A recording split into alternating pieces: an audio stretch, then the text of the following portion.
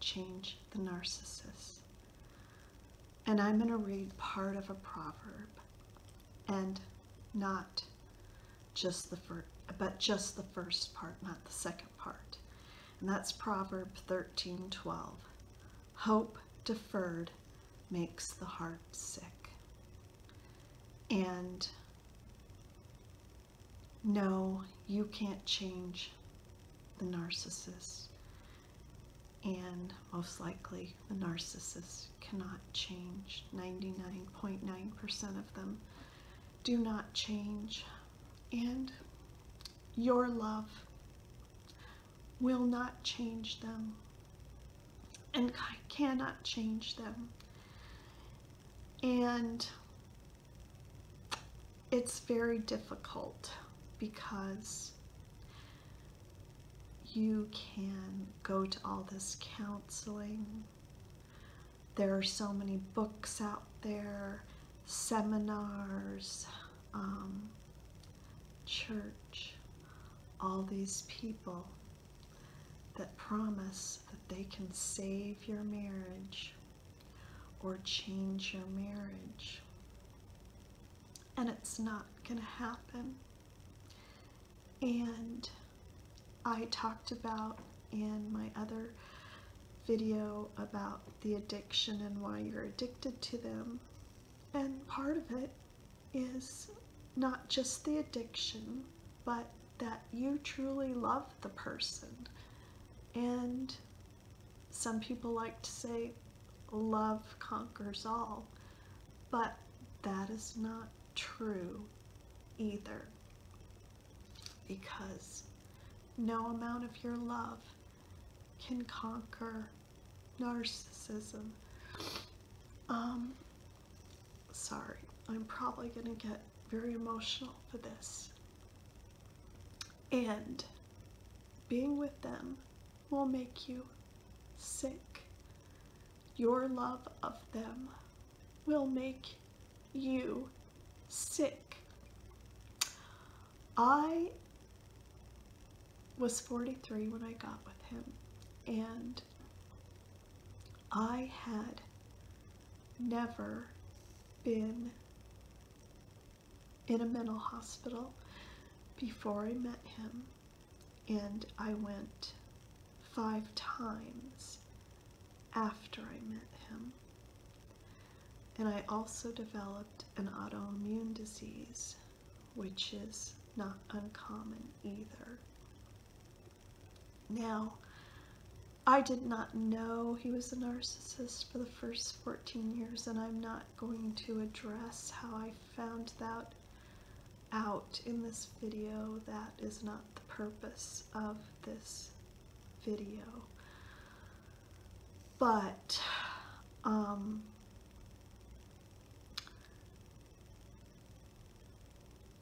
what happens is, you think that your love, you see that they're hurting, and I could see that. Even though I didn't know what was wrong, I could sense that there was a fragility behind him, and I did feel bad for him because I knew that he had a background of abuse and neglect, and I felt like if only there was some way I could get him to trust me, you know, that I could make it better for him. But of course they don't trust anybody, and no amount of love you give them is going to make you trust them, because they won't trust anybody ever. And he told me that early on. He told me, I don't trust anybody ever. And that was true. There were a couple times he told me things that were true, because most of the time he lied, but there were a couple times where he gave me the glimpse of the real truth. And it is sad, but I'm not capable of saving him, and no one is. And for the most part, he doesn't want to be saved. He thinks he's perfectly fine. And he sleeps perfectly well at night. Excuse me. And because that's how they learned to operate and get through life. That's how they dealt with their emotional abuse and destruction that they went through.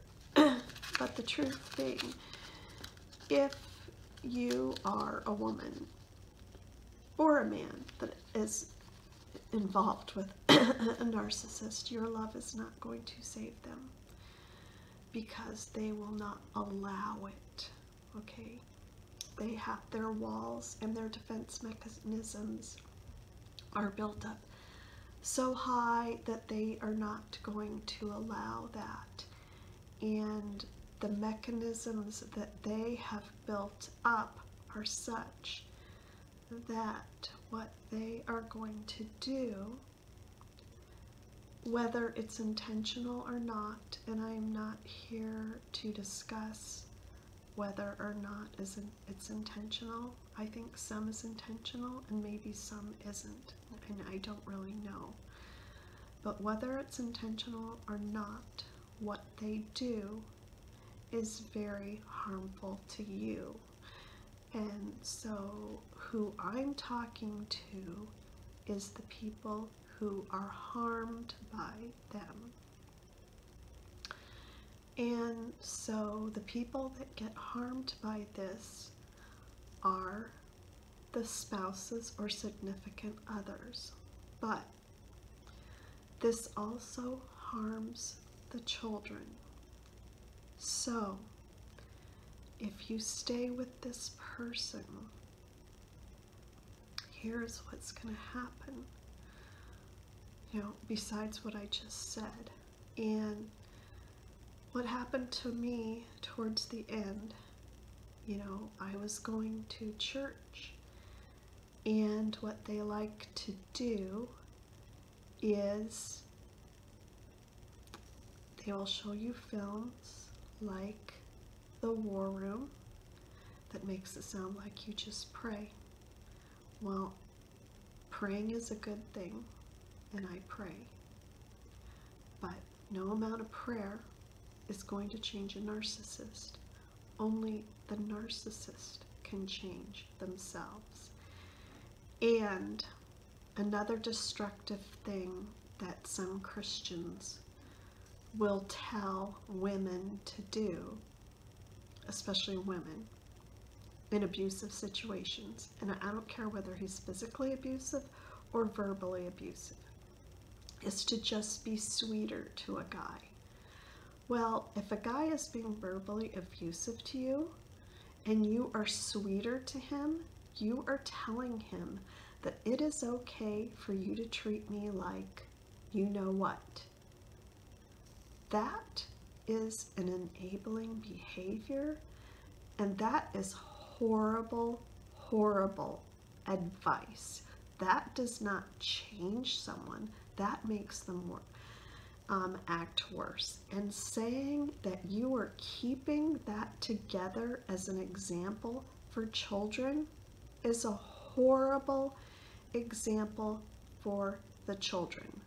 What you are teaching your children, you're teaching your daughters, one, that it's okay for a husband to treat his wife like that. Two, you're teaching your son that it's okay to treat women like that. So saying that that is good for the family is totally bogus. And so this is where I am going to bring in my Christian hero lady that has written this book called The Emotionally Destructive Marriage. Her name is Leslie Vernick. And I highly, highly recommend this. She is a wonderful, godly Christian woman. And she goes through all this stuff way better than I ever could, and I just highly recommend her. And I'm just saying, I did not take any of this stuff lightly.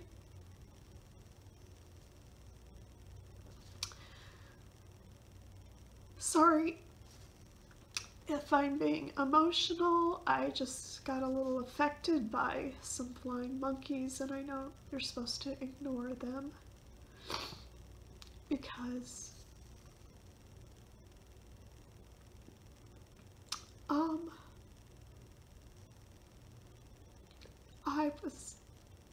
it's gonna take a while. It's been almost a year since the divorce, but you just don't get over this level of emotional trauma right away.